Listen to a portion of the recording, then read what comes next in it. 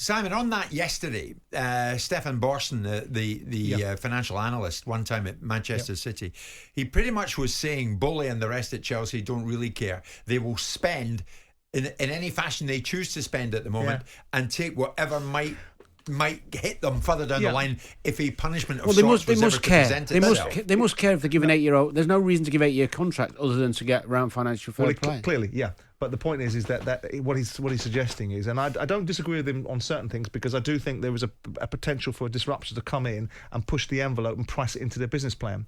And it's incumbent upon the financial fair play to not allow that to be the case, because pricing it into your business plan for people that are prepared to spend 400 million quid and consequencing them with 20 million pound fines is incidental. I mean, I do think that there should be more consequences if you have that attitude. I don't think he's right. I think they will get past financial fair play this season. I do think there's enough in the pot, and I do think the analysis that I originally gave had some real resonance to it. I think he has more substance than some of the things he's observing because he's spending his time nose deep in that particular analysis. But I do believe that in a year's time that Chelsea are going to find themselves in a difficult position unless they're prepared to sell significant amount of players.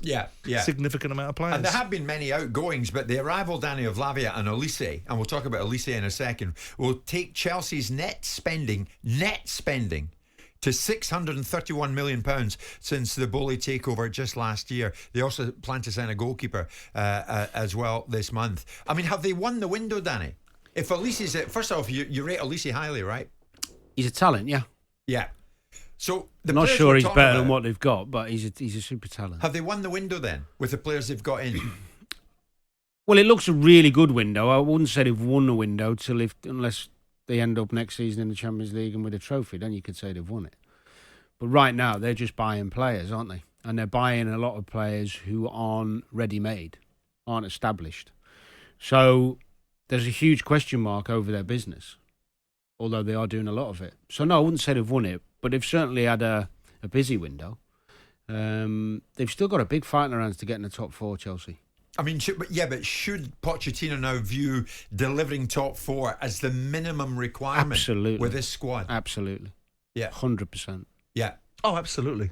I mean, I maintained that they would do that as a matter of course.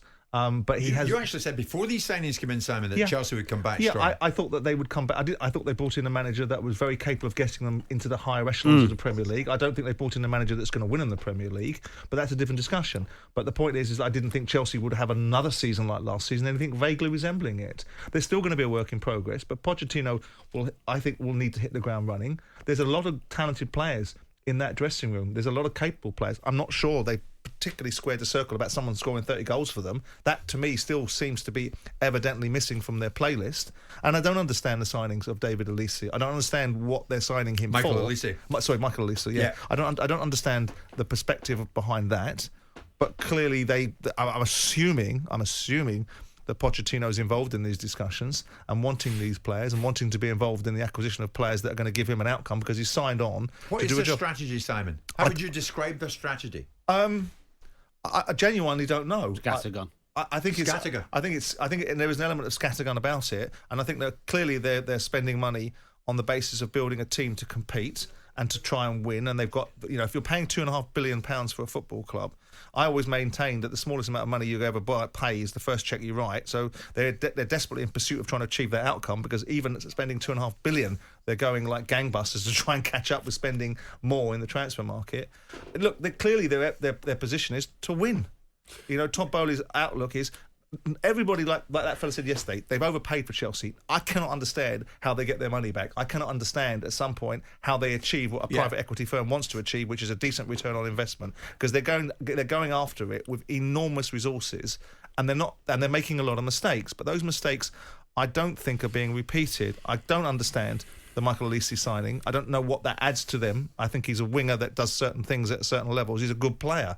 But I don't think he turns Chelsea into a Champions League side. I think he just adds to a decent squad. What they're doing, Danny, is exactly what they said they'd do. In their own vernacular. Last season, producer Luke and I went to Cobham for this briefing, and we were told the Americans weren't, quotes, here to screw around. This is what they mean by that. Well, one of the positives of what they're doing is they're going young. And they're trusting. They've got a manager who can definitely improve players. That's what he has proven himself to be good at. So a lot of these young players, a lot of these young players are going to get better. And you would imagine and hope that the forthcoming windows over the next couple of years, they won't need to do much business because the amount they're doing now. Yeah. But Elise is a strange. Well, it's good business because you've got a clause at 35. But it is a strange one when you've got Mudryk, Madueke, Sterling, and Cuckoo and Jackson, who can all play wide. That's 5 off the top of my head. Yeah. There's probably others. Yeah. So let's say he goes in. He's not going to play every week. He is potentially going to get better. But I was talking on Monday night about the Chelsea scenario and what they've spent. And I asked the question, give me one Chelsea player that gets in City's team. Because they're trying to win the league, aren't they? Trying to win the Champions League and the league. Otherwise, what are they doing? One player that gets in City. Yeah, and the only... I'll give you him, Caicedo. He's nowhere near Rodri. Doesn't play instead of Rodri. Not in a million years. Doesn't play instead of De Bruyne. Doesn't play instead of Bernardo Silva. The only player is maybe Chilwell. And to be honest, if you're playing the way City play defensively, Akanji's played left back against Bayern Munich, Real Madrid, some of the best wingers in the world. None of them had a kick. If I had a game tomorrow, I'd have Akanji. So Chilwell is the only argument. Now, if you're trying to build a team to win the league and win the Champions League, what you should be doing in recruitment is going, who can we get? Let's look at the team who's the best in the world. How they play, who the type of players they've got. Have we got someone? So they've gone for Caicedo. Fair enough. He could become somebody as effective as Rodri because he's a super talent. We'll have to wait and see on that one. But he certainly wouldn't be in ahead of Rodri now. So they are nowhere near Man City. And they've spent nearly £1 billion. They're nowhere near them. There's a Chelsea fan taking you to task, so Danny. How's it scattergun? Chelsea lost Kante, Jorginho, Mount. I didn't say everything. Lucy comes in the right wing and they play a 3-5-2. Well, sorry, no, I will stick to that scattergun. It's scattergun because they keep buying lots of players for similar positions. Yeah. So they haven't really got an out-and-out striker, and they've got 6 wingers. That's scattergun. Yeah, I mean, it's a good point he makes right now. How many Chelsea players would get in that City team? But to be honest, Simon, I think this morning the question is this going to guarantee them top 4? And you're of the opinion, yeah. Well, it ought to. It bloody well ought to. And that's why Pochettino's been brought in. And Danny's makes the point. I think Danny's right about the scattergun approach because we're not just talking about this transfer window. We're talking about how many players they've bought since the guy walked through the door. This is an overall evaluation, a SWOT report on what Todd Bowley's done since he walked through the door.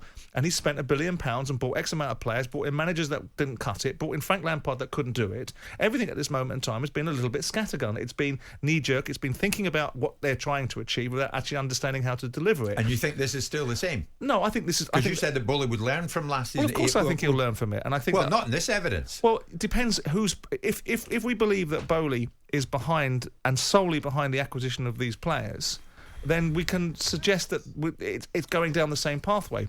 I don't think he is. I think that Pochettino has come in the door and is denoting the players that he wants and the reasons why he wants them. And I think Chelsea are now buying players that perhaps are more conversant with the manager's requirements rather than the expectation of a group of technical directors behind the scenes suggesting what Chelsea should be doing and could be doing. But Bowley just says yes to everyone. No, well, to some extent, that's the job of an owner. The job of an owner is to say yes or no. It can't be the job of an owner to say, well, yes, based upon the fact if he plays up front and if he's actually I want him playing wide left and actually I want to play him at a hole. If he's getting to those sort of conversations, then that's ridiculous. Yeah. The job of an owner is to say yes or no and how much. Well, let's put it this way, right? Pochettino, unusually for him, set up with 2 wing-backs, Reece James and Chilwell at the weekend. He's got 5 wingers. Not even playing wingers. Yeah. I mean, they signed Badia Shield for loads of money. He doesn't play because they've got Colwell back, who's basically a similar player, tall, athletic, left-footed, good footballer. They signed Cucurella as a backup left-back to Chilwell for 60 million as a backup left-back. I mean, if that's not scattergun, what is? And we can go on and on and on. Fofana's £80. I know he's had injuries, but he's not playing. There's Darren, a Chelsea fan. Jim, tell Danny, Enzo Fernandez walks into that team at Manchester City. Instead of who?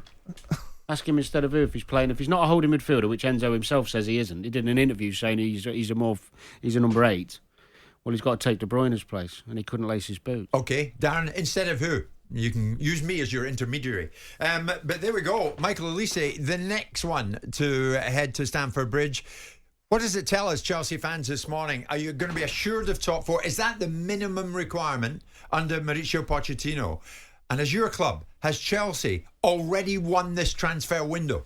03717 223344 81089. Jim White and Simon Jordan. Monday to Friday mornings from 10 on AM, on DAB, via the talkSPORT app and on your smart speaker. talkSPORT.